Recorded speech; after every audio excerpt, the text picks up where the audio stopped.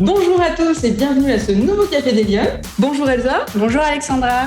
Alors, je suis ravie que vous nous accueilliez ce matin dans vos locaux. Elsa Lourdeau, vous êtes avocate privée, Oui. de droit privé, Oui. dans Lyon.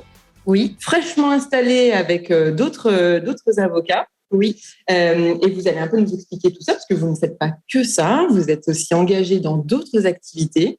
Vous avez créé un fonds de dotation, c'est ça? On l'appelle comme ça? Oui, j'ai participé à la création de Via Terrata, qui est un fonds de dotation, qui est une structure en amorçage qui a une mission d'intérêt général.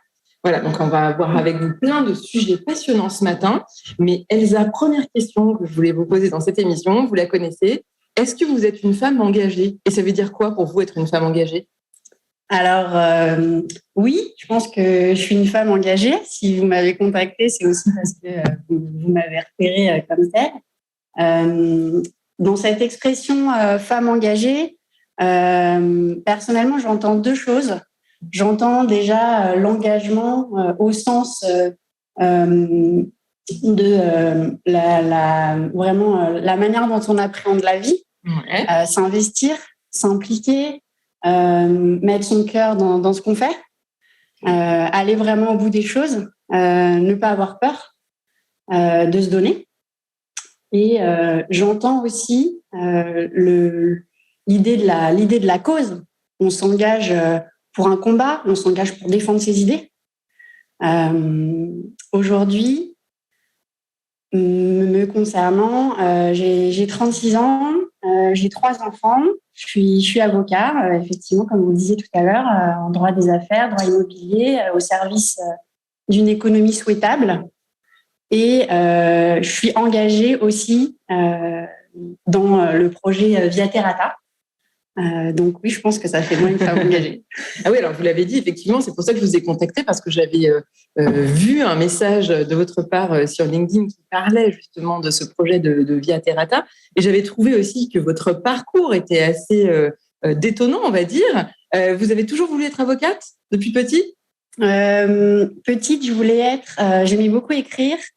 Et je voulais être soit journaliste, soit avocate. Donc, effectivement, ça faisait partie des métiers que j'avais en tête. J'avais une soif de justice, envie de défendre les autres, envie d'aider les gens qui avaient des difficultés. C'était ça mon idée de départ. D'accord. Et c'est quand on s'est rencontrés, d'ailleurs, c'était quelque chose qui m'avait beaucoup étonnée. Vous avez tout de suite parlé de la plaidoirie, le fait de défendre, en tout cas d'avoir une éloquence qui soit au service d'un projet. C'était quelque chose qui était moteur très vite chez vous. C'est vrai que j'ai embrassé le métier d'avocat en me disant que c'était un métier plaidant. J'avais une vision de l'avocat ancestral, pas de l'avocat d'affaires. J'avais vraiment envie d'être un avocat qui va au tribunal et qui défend ses dossiers avec passion, ses clients. Et effectivement, je me suis formée à la défense pénale. J'ai fait du pénal pendant plusieurs années, des gardes à vue, des comparutions immédiates. Ça m'a beaucoup plu. C'est très fort. Et ma première expérience professionnelle, j'ai travaillé dans un cabinet de niche en droit des assurances, où on avait une activité extrêmement plaidante. Donc, j'ai parcouru la France pendant plus de 2 ans chez Asquette et Associés pour plaider les dossiers en tribunal judiciaire et cour d'appel. Mais alors, est-ce que vous venez d'une famille d'avocats? Vous avez été bercé dans un milieu juridique, ou c'était un milieu qui vous était pas forcément familier au départ? Alors oui et non, c'est-à-dire que mes parents ne sont pas avocats. En revanche, c'est vrai que pour moi, faire son droit, c'était une expression qu'on m'avait transmise petite, un peu comme passe ton bac d'abord. D'accord.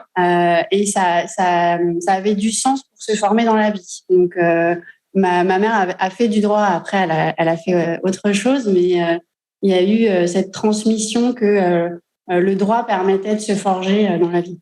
Alors, par contre, là encore, un parcours, en tout cas, changement de pied assez incroyable, parce que vous avez un parcours très complet. Vous avez fait un bac scientifique. J'ai un bac éco. Éco, ok. Et j'ai fait une prépa littéraire. Voilà, c'est ça, vous avez changé. Oui, c'est vrai. Vous avez fait Hippocagne? J'ai fait Hippocagne, oui. J'ai fait Hippocagne, mais j'ai été appelée par le droit après le lycée. En fait, je savais que je voulais faire du droit. D'accord, Et ok. pour moi, c'était... Donc, vous avez fait un cursus préparatoire pour vous former. Un apprentissage de culture générale. Oui, c'est ça. Exactement. Et donc, après, vous commencez votre droit. Oui, j'ai commencé mon droit. Mais là, vous êtes passé, je crois, directement en deuxième année. Donc, vous avez fait un cursus qui vous permettait de compresser les années. Oui, je crois que j'avais envie d'y arriver vite. Donc, quand je suis sortie d'Hippocagne, il était possible d'obtenir une équivalence et d'arriver immédiatement en deuxième année de droit. Et l'idée m'a séduite, donc j'y suis allée à fond les ballons. Et le résultat des cours, c'est que je suis parvenue à valider ma deuxième année en une année, en repassant les matières fondamentales qui sont quand même le socle de l'apprentissage juridique, donc le droit constitutionnel et le droit privé. En parallèle des matières fondamentales de la deuxième année. Enfin, c'était une grosse année, effectivement. Oui, parce que là, entre enchaîner Hippocagne et ensuite une double année, c'est quand même un sacré investissement personnel. Oui, c'est vrai. Au final, j'avais eu l'impression de plus travailler pendant ma deuxième année à la fac que pendant la classe préparatoire. Ah oui, d'accord. Ok. Donc oui, c'est gros investissement, grosse capacité de travail. Oui, c'est vrai. Et donc après, là, vous vous dites quoi quand vous avez donc vous continuez votre droit et vous faites un master spécialisé en relations internationales, je crois. Voilà, je suis rentrée dans un. En fait, quand on fait du droit privé, on a différentes options. On peut choisir le master 2 qu'on veut dans ces filières. Et j'avais eu un accrochage particulier avec le droit international privé, qui est une matière qui permet de choisir le droit applicable dans un litige et de choisir la juridiction aussi, ce qu'on appelle conflit de loi et conflit de juridiction. Donc les gros contentieux internationaux entre sociétés, c'est ça, hein? Exactement, avec des enjeux multilatéraux qui correspondent en fait au droit commercial international et enfin à la vie des affaires à l'échelle du globe, quoi. Oui, donc une espèce d'interaction avec la géopolitique, c'est ça parfois? Oui, c'est vrai, tout à fait. Vous m'aviez donné l'exemple justement quand on s'était rencontrés de l'Ukraine. Vous aviez travaillé sur des affaires et effectivement, vous étiez amené à travailler à l'international sur des gros dossiers dans lesquels on retrouve des conflits géopolitiques. Exactement. J'ai eu l'occasion de travailler sur un dossier qui impliquait une société, une usine de gaz qui venait de s'implanter en Ukraine, dans le Donbass. C'était en 2014 et il y avait déjà des conflits armés avec les rebelles, les forces séparatistes ukrainiennes. Et l'usine avait été l'objet d'un abandon parce que c'était trop dangereux. D'accord. Et nous, en tant qu'avocats, donc dans le cabinet international où j'étais à l'époque, on était saisis de la question assurantielle, du point de savoir si cet abandon forcé était couvert par la police d'assurance ou pas. Mais alors, moi, la question que je me pose, c'est au-delà de ce que vous avez fait, c'est comment vous avez avancé, parce que le champ du droit est gigantesque. On parle de droit privé, vous avez parlé de droit constitutionnel, vous avez parlé aussi de droit pénal au départ. Qu'est-ce qui vous a guidé dans votre parcours? Est-ce que c'est vous qui vous êtes fait votre petit bonhomme de chemin? Est-ce que vous avez été aidé par des gens? Est-ce que c'est plutôt des hommes, des femmes qui vous ont éclairé? Comment vous avez construit votre avancée dans le parcours professionnel? Je pense que le parcours professionnel se fait au fur et à mesure. Moi, c'est vrai que la sphère privée me plaisait. Oui. Et la dimension internationale était intéressante aussi parce que déjà, c'était un peu la crème de la crème en termes d'ambition. D'accord. Donc, ça me plaisait d'arriver jusque-là. Et après, est-ce qu'il y a des hommes ou des femmes qui m'ont guidée? Oui, bien sûr. Je pense que mon parcours a été jalonné de personnalités qui m'ont inspirée, mais pas plus des hommes que des femmes, les deux. Il y a tous les gens qui m'ont accompagnée, qui m'ont permis de me mettre en chemin, à qui aujourd'hui je dis merci. Et puis, il y a ceux qui m'accompagnent aujourd'hui. Je pense à mon conjoint en premier lieu, parce que c'est vrai que pour réussir en tant que femme, il y a un élément important, c'est d'être appuyée dans la sphère familiale. Ouais. Ensuite, je pense à Thomas Lescure, avec qui je forme un binôme fondateur dans Via Terrata. D'accord. Pour créer Via Terrata. Et à mes deux collègues avocates avec lesquelles je me suis installée, Marie Frisch, Céline Delannoy, pour qui avec lesquels je suis en pleine construction. Donc ça, c'est formidable. Donc oui, alors donc là, vous terminez le droit et là, vous décidez de vous impliquer dans quoi pour commencer? Donc là, plutôt la sphère des assurances, le côté international. C'est pas les matières qui m'ont guidée. D'accord. C'est l'activité plaidante qui m'a guidée au début. C'était le fait d'être un vrai avocat qui défendait ses dossiers avec une dimension judiciaire. Ok. Et donc, j'ai passé 2 ans dans ce cabinet de niche à faire mes armes un peu au niveau plaidant. Ouais. Et après, j'ai été débauchée par un cabinet international où j'ai travaillé pendant 5 ans et où il y a eu des enjeux internationaux intéressants, donc contentieux. D'accord. Et à l'issue de cette expérience, j'ai eu envie de revenir sur une échelle plus humaine. Ça correspondait aussi à un changement de vie puisque je suis arrivée à Lyon en 2017. D'accord. Et donc, j'ai rejoint de nouveau un cabinet de niche en droit immobilier où j'ai exercé pendant 2 ans. Et ça m'a permis de me remettre le pied à l'étrier sur des dossiers un petit peu plus en proximité avec la vie réelle en lâchant les enjeux internationaux. D'accord. Et ça m'a plu. Donc, c'est une vraie évolution dans votre parcours. Ouais, c'est un retour sur quelque chose qui est plus en prise avec l'humain. Est-ce que cette évolution, est-ce que c'est facile d'évoluer dans le milieu juridique, le milieu des avocats, quand on est une femme? Est-ce que vous avez eu la sensation que c'était facile, plus difficile? C'est quoi votre retour d'expérience? Aujourd'hui, chez les avocats, il y a à peu près 50% de femmes. Oui. Donc, je ne pense pas que ce soit spécialement difficile d'être une femme avocate aujourd'hui. En revanche, c'est vrai qu'il y a un parcours du combattant pour parvenir jusqu'à l'association qui, statistiquement, en tout cas, est plus difficile pour les femmes. Aujourd'hui, il n'y a que 24% des femmes avocates qui sont associées dans les cabinets. D'accord. Mais à côté de ça, on voit que la profession est totalement ouverte aux femmes. Et on a, en 2018, élu une bâtonnière donc, qui dirige l'Ordre des avocats, Christiane Ferral-Schul, qui est une femme. Donc, je pense que la société est prête pour accueillir les femmes et qu'il suffit juste qu'elles prennent leur place. Alors justement, qu'est-ce qu'il leur manque aux femmes pour prendre leur place, selon vous, dans ce secteur? Alors, ce qu'il leur manque, Alexandra, je pense, c'est des initiatives comme la vôtre, comme l'équipe d'Eliane, qui les mettent en valeur, qui leur font du bien. Mais en réalité, il leur manque rien aux femmes. Hein. Elles sont belles, elles sont intelligentes, elles sont fortes, elles ont tout, il faut juste qu'elles y aillent. Oui, c'est ça. Est-ce qu'il y a des freins particuliers, parce que c'est quand même des professions qui sont souvent libérales, oui. Donc il y a une prise de risque aussi forcément plus importante que sur le salariat. Est-ce que le fait de devoir concilier vie perso, vie professionnelle, c'est un frein selon vous pour aller dans le côté libéral de la profession ou aujourd'hui plus spécialement, parce que vous êtes maman de 3 enfants? Oui. Je ne sais plus si on l'a dit, mais c'est important. Oui, j'en ai 3, oui. Ça vous a jamais stoppé? Est-ce que ça a eu des incidences sur vos choix de vie? Oui, sans doute. Oui, bien sûr que ça a des incidences, mais en fait, je pense qu'il faut accepter que la vie est une conciliation, que ça fait partie du jeu, et il faut pas lâcher ses ambitions personnelles parce qu'on a des enfants. Enfin, en tout cas, c'est mon point de vue. Ouais. Les enfants, ils sont contents aussi de voir qu'on s'épanouit dans son milieu professionnel.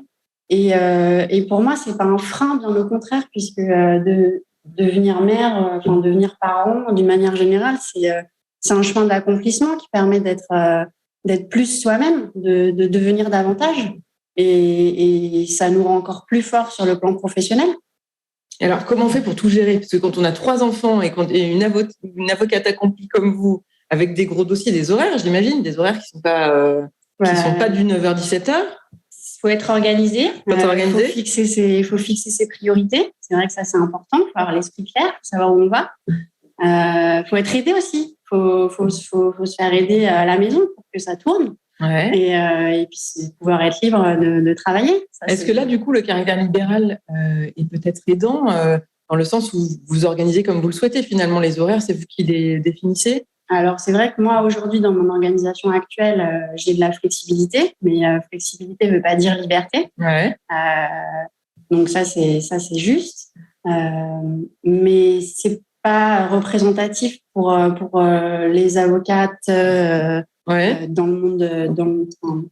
sur un plan national, parce qu'aujourd'hui, il y a quand même le statut de collaboratrice libérale qui existe et qui s'apparente à du salariat déguisé et où il n'y a aucune liberté en termes d'horaire. Enfin, cette flexibilité, elle n'existe pas réellement. Il n'y a de libéral que le nom, quoi. Ouais, d'accord. Voilà, c'est pas représentatif forcément de la profession. C'est vrai pour les avocats qui sont installés, qui ont pris leur envol ou qui sont dans une structure où elles sont associées. Alors, vous êtes en tout cas l'illustration qu'on peut encore trouver de la place et faire plein de choses, parce que vous, du coup, vous vous êtes impliqué en plus dans un projet à part entière qui vous demande aussi beaucoup de temps.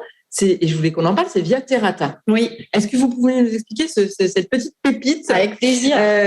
Parce que là, voilà, il y a beaucoup à dire et vous avez créé donc un fonds de dotation. Oui, alors Viaterrata, c'est un collectif d'entrepreneurs qui se mobilisent pour l'environnement, qui partagent une conviction forte qui est qu'aujourd'hui, les dérèglements que l'on subit environnementaux sont causés par nos modèles économiques. Et donc, c'est en agissant sur nos modèles économiques qu'on réussira à accélérer la transition écologique qu'on est en train de vivre. D'accord. Moi, dans mon parcours, c'est vrai que mon métier d'avocate ne me permettait pas. J'étais arrivée à un point où je n'arrivais pas à le concilier avec ma conscience environnementale. Et donc, me rattacher à ce projet collectif qui est ambitieux, ça a donné beaucoup de sens à ma vie sur un plan personnel, mais aussi à mon métier d'avocat, en fait. Ça veut dire que c'était important pour vous d'être engagé au service de la société d'une façon, en tout cas impliqué d'une façon personnelle pour faire avancer une cause. Exactement. Et Viaterrata aujourd'hui défend deux objectifs. L'amélioration de la souveraineté alimentaire de notre territoire lyonnais, parce qu'elle agit sur un champ territorial défini qui est Lyon et sa région. Et le deuxième objectif, c'est la restauration des écosystèmes naturels. Alors oui, ce que vous m'avez dit quand on s'était rencontrés, c'était que vous vouliez, votre préalable, c'était de faire quelque chose de concret. Et vous avez bossé, je crois, pendant 1 an et demi ou 2 ans avec des chercheurs pour identifier quelle était la première des problématiques sur lesquelles travailler. Exactement. En fait, l'idée de départ était d'établir un diagnostic qui soit à la fois transversal et prospectif pour identifier sur notre territoire, mais à une échelle locale, quelles étaient les menaces principales auxquelles on pouvait faire face, que ce soit en termes de dérèglement de cycle naturel ou de pénurie de matières premières.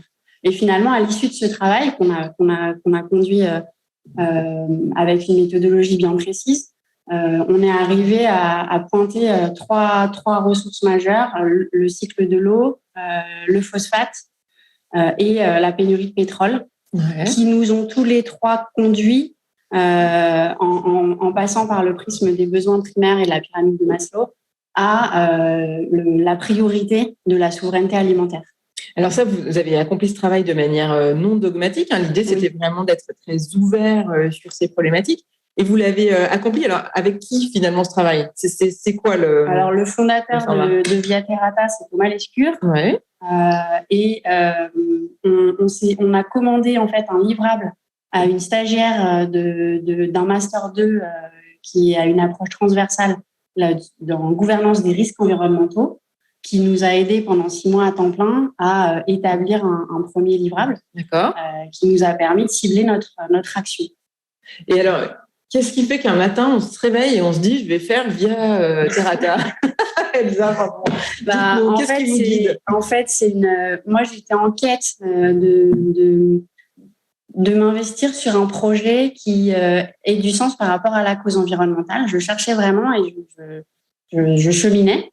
Et j'ai rencontré donc en 2019 Thomas Lescure sur ce point, puisque lui, de son côté, en tant que dirigeant d'un cabinet de conseil en stratégie de transformation, se posait des questions similaires aux miennes. Et on s'est tous les deux retrouvés sur le fait qu'il fallait que nos activités puissent servir à la transformation des modèles économiques en vue d'améliorer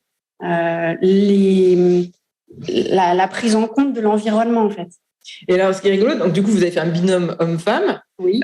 sans y penser, j'imagine, c'est venu naturellement. On est plus que 2 parce qu'on est 4 dans l'administration. Qu'est-ce que vous avez l'impression d'apporter? Qu'est-ce que votre regard féminin, votre façon de faire apporte dans cet échange?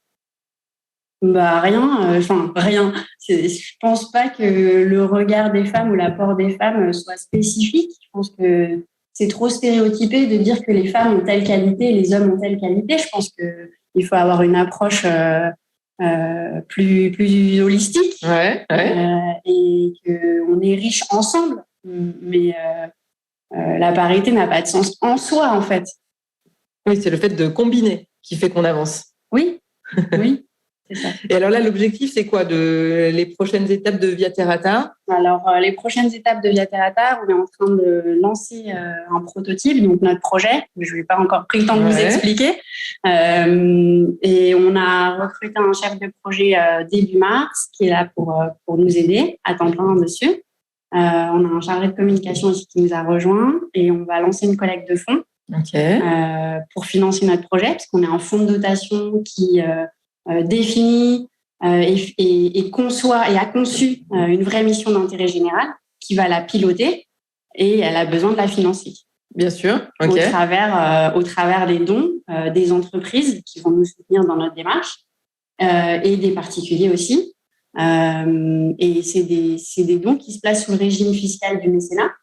Ce qui implique qu'il y a une défiscalisation à hauteur de 60% sur l'IS et 66% sur l'IR. D'accord. Donc, c'est un levier économique fort. Et donc, l'aboutissement de ça, c'est quoi le projet? Alors, le projet, c'est de revaloriser un maximum de foncier périurbain qui est aujourd'hui disponible autour de Lyon pour en faire des surfaces agricoles cultivées dans le respect de l'environnement, avec une pratique agroécologique. D'accord.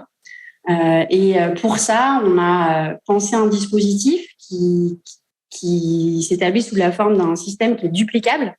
Et l'objectif, c'est de mettre en relation 3 types d'acteurs. D'un côté, on a des entreprises qui pourront mettre à disposition leur terrain et s'inscrire dans une démarche de développement de leur politique de responsabilité sociale et environnementale. Ensuite, deuxième type d'acteurs, c'est des candidats agriculteurs qui, eux, ont envie de donner du sens à leur vie professionnelle en s'investissant sur un projet autour de la terre, mais ils n'ont pas forcément accès au foncier. Et ils veulent respecter la nature. Donc, la pratique, la manière dont ils vont cultiver a aussi de l'importance pour eux. D'accord. Et ces candidats agriculteurs seront accompagnés par un troisième type d'acteurs, des formateurs, en sachant qu'ils ont un vrai savoir-faire pour les aider à avoir une vraie rentabilité dans leur production. Et ces structures de formation sont des spécialistes de l'agronomie, en fait. Et tous ces acteurs agissant ensemble sont chapeautés par Via Terrata, avec comme objectif de créer la distribution de cette production agricole primaire en circuit ultra court. D'accord.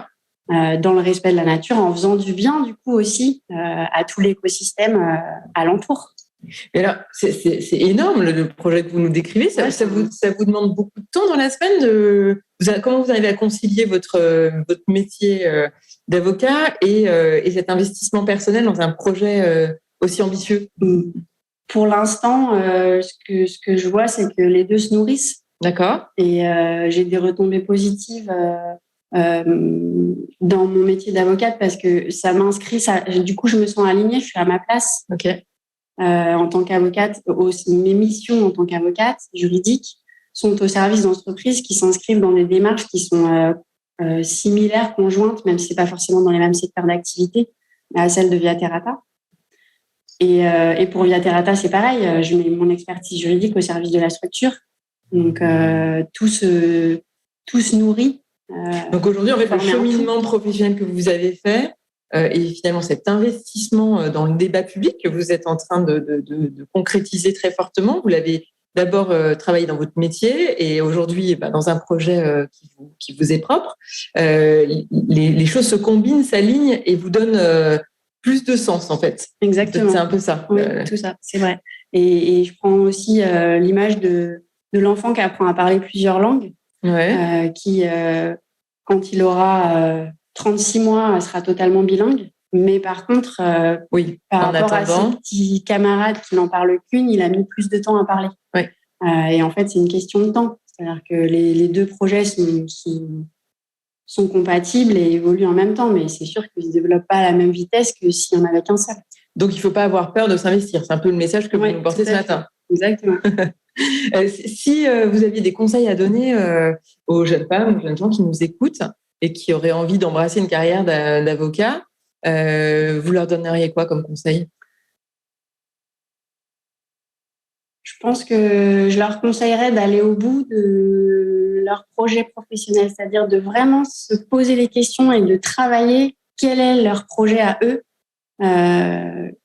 comment leur place peut se faire en tant qu'avocat dans la société et qu'est-ce qui fait sens pour eux. Et de ne pas se laisser uniquement diriger par le réel et par les opportunités et d'arriver à questionner vraiment ce qu'ils veulent faire pour aller jusqu'au bout et le faire. C'est ça. Voilà. Sans occulter le fait qu'il y a une grosse part d'investissement personnel, quoi qu'il en soit. Ça demande du travail, ça demande de... Oui, ça, c'est un prérequis de départ parce que de toute façon... on n'a rien sans rien. On n'a rien sans rien, voilà, il faut mettre son énergie là où on veut aller, quoi. Et alors, dernière question, Elsa, si vous aviez une baguette magique, vous, qu'est-ce que vous feriez pour inciter les femmes et les encourager à prendre plus de place dans le débat public ? Si j'avais une baguette magique, je leur donnerais la capacité d'oser. Ouais. Je l'ai un peu dans la même logique que ma réponse précédente, c'est-à-dire que je les inciterais à se questionner aussi sur quelle est la place qu'elles veulent prendre, pourquoi elles ne la prennent pas si elles veulent la prendre. Il leur manque rien. Et de la même manière, j'adresserai aussi ma baguette magique entre les mains des hommes pour faire des actions de sensibilisation, pour les questionner sur à quoi ça sert la parité et finalement quelle société on construit. Parce qu'aujourd'hui, on vit dans un monde où on entend beaucoup la question des quotas pour les gouvernants, pour améliorer la place des femmes dans les gouvernances. Dans les conseils d'administration.